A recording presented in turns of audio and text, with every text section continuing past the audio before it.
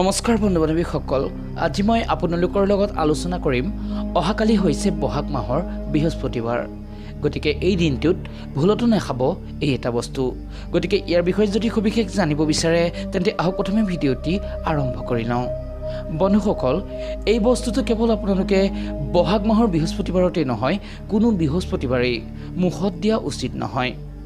বন্ধুসকল, ধাৰ্মিক মান্যতাৰ অনুসৰি গুৰুবাৰৰ দিনটি হ'ল ভগৱান বিষ্ণু ও দেৱগুৰু বৃহস্পতিৰ দিন। এই দিনটিত কৰা পূজাৰ দ্বাৰা আপুনি ভগৱান বিষ্ণুক প্ৰসন্ন কৰাৰ উপৰিও দেৱগুৰু বৃহস্পতিক প্ৰসন্ন কৰিব পাৰে। মান্যতাৰ অনুসৰি যদিহে চাকৰি বা জীৱিকাৰ সম্বন্ধীয় কোনো সমস্যা থাকে তেন্তে গুৰুগ্ৰহে ইয়াক দূৰ কৰাত সহায় কৰে। লগতে ভগৱান বিষ্ণুৰ আশীৰ্বাদত যিকোনো ধৰণৰ চিন্তা বা সমস্যাৰ পৰা মুক্তি মিলে আৰু ভাগ্যৰ পূৰ্ণ সহযোগ লাভ হয়। ফলত জীৱনত সুখ শান্তি আৰু সমৃদ্ধিৰ বিৰাজ হয়। সকলোতকৈ গুৰুত্বপূৰ্ণ বিষয় হ'ল এই দিনটিত শ্ৰদ্ধাপূৰ্বক ভগৱান বিষ্ণুৰ পূজা কৰিলে মা লক্ষ্মীও অধিক প্ৰসন্ন হৈ উঠে, যাৰ দ্বাৰা জীৱনত ধন সম্বন্ধীয় সকলো চিন্তাই দূৰ হৈ উঠে। কিন্তু এই দিনটিত এনে কিছু কাম আছে যাক কৰা একেবাৰেই উচিত নহয়। যদিহে আপুনি এই দিনটিত ভগৱান বিষ্ণুৰ লগতে মা লক্ষ্মীও দেৱগুৰু বৃহস্পতিৰ অশেষ কৃপা লাভ হোৱাটো বিচাৰে তেন্তে ভুলতো আপুনি এই দিনটিত এই এবিধ বস্তু একদমেই নাখাব, কাৰণ এই দিনটিত এই বস্তু খোৱাটোক বৰ্জিত মানা হৈছে। সেয়েহে বন্ধু-বান্ধৱীসকল, জানো আহক ইয়াৰ সম্বন্ধে।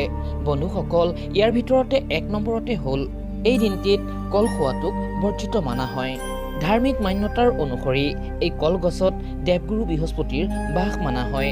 ঠিক সেইদৰে পুৰাণ অনুযায়ী কলবৃক্ষত ভগৱান বিষ্ণুৰ নিবাস, আৰু সেইবাবেই এই বৃহস্পতিবাৰৰ দিনটিত কলবৃক্ষৰ পূজা কৰা হৈ থাকে আৰু এই দিনটিত ভগৱান বিষ্ণুৰ পূজাত কল অৰ্পণ কৰা হয়। কিন্তু এই বৃহস্পতিবাৰৰ দিনটিত কল খোৱাটোক বৰ্জিত মানা হয়।